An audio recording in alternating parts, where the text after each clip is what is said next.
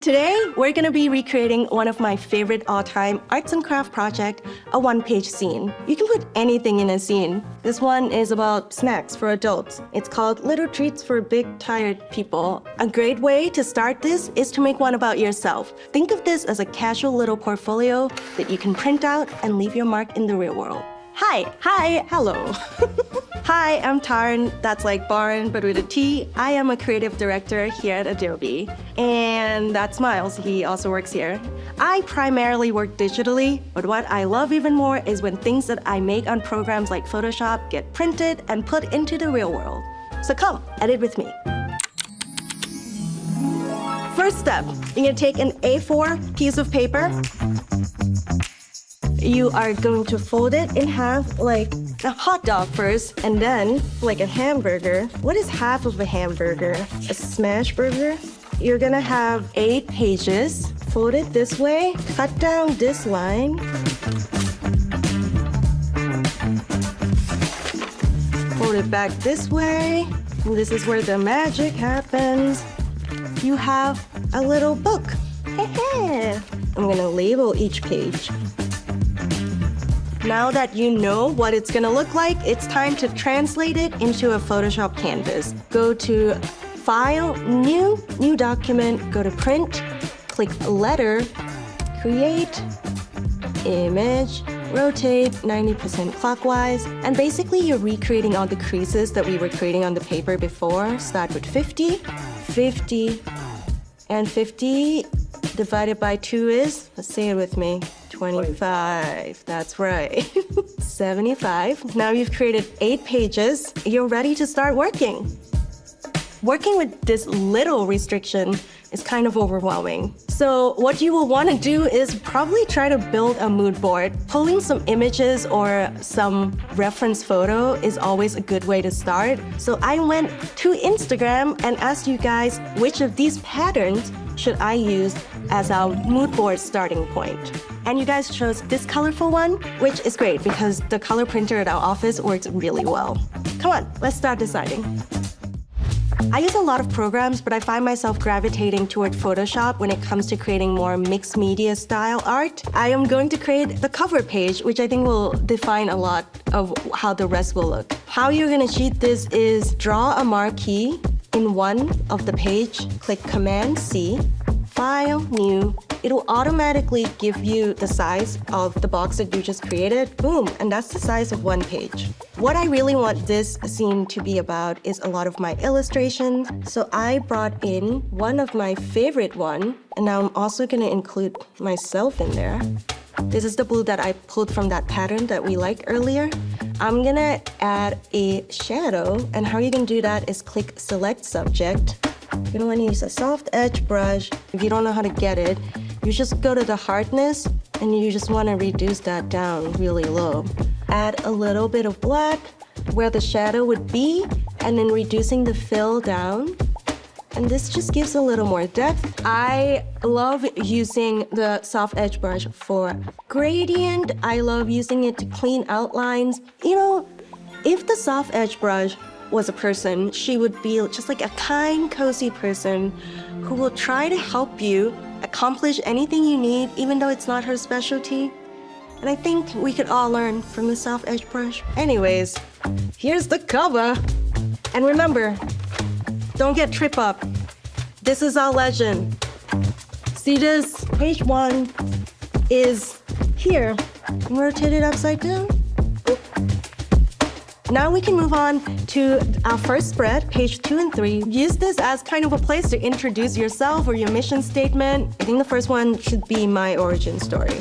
And this is where I think the strength of like mixed media and collage really comes in. Select subject, Command-C, and Command-V to duplicate it again. I think I'm gonna turn the background black and white. It's cute that there's like cultural context of where I'm standing, but I think we don't need to see all of it. So I'm gonna use the circle marquee too to just make it a little more fun. And then I'm also gonna pull one of these to tie this image to the rest of the mood board. Hi, my name is Tarn. Here's my next dilemma. I always get stuck with fonts. So I went to Instagram and I asked you guys, should I use Helvetica or Futura? Futura? Tell me. I don't actually know. Ace Ventura. Futura. Honestly, I shouldn't have done that. I'd open up a whole can of worms. I told them not to tell me who won. I'm just gonna go with Futura because that's my personal favorite. You guys can keep fighting about it. Look at that, it's so cute. In the next page, I'm gonna use this as an opportunity to show a little bit of my work. I happen to live in San Francisco and have some drawing of these iconic Victorian houses. I'm gonna layer that on top of an actual photo of the Victorian house. These trash cans don't look great, so we're gonna remove it with Gen Fill. Generating. Ding. There we go. Wow, look how clean that is. If you have a transparent object like this house that I exported, one way to make it stand out, don't go straight to drop shadow. I think with this design, there's a better way to do it. I always like to do Command J in order to duplicate that image. Go to Effects, Color Overlay, pick any solid color, and then click OK. Bring it to the back, move it around on your keyboard. Just move it around until you're happy with it. And I think this kind of almost like cut out outline just fits in a lot more than something like a drop shadow. Now we're done with the first spread. Are you keeping up? Let's look at our legend. We're done with 1, 2, 3. We're now ready to go to the next spread. 4, 5. 8 pages, not a ton of space to tell your whole life story. But you're an artist, so pick your favorite artwork and let that determine the story that you want to tell. I really love this drawing that I did of fruits, and I'm gonna pair that with a photo from my childhood of my parents peeling fruits. A lot of fun goes into gathering the resources. You want to find texture, you want to find stock images, you want to find just like all these kind of like found objects that you can layer on top of each other. If you're in a pinch and you still want to create that effect, I really love making like a quick tape. You're gonna start with the marquee tool, create a new layer, and fill it with whatever color you want, and then you're gonna reduce the fill to about 80. You can stop here, or you can go in with the lasso tool and just kind of make rough little jagged edges so it looks like tape. Delete. Look at that.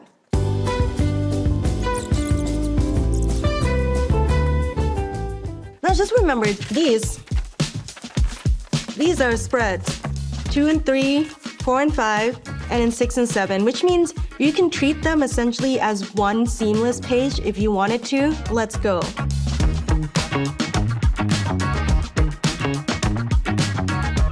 Certain amount of time has passed with me messing with this spread. I'm gonna add some grain. How does everyone feel about grain? Noise. Let's make some noise! But guess what? We're now on page 8.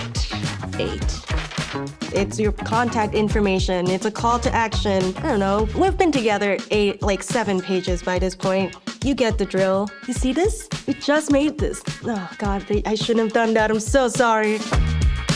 You know what this means? Do you know what this means? We get to print it. Command P. And it's printing. And if you're lucky, your coworker will bring it to you. Thank you. Oh, for white edges. You have it.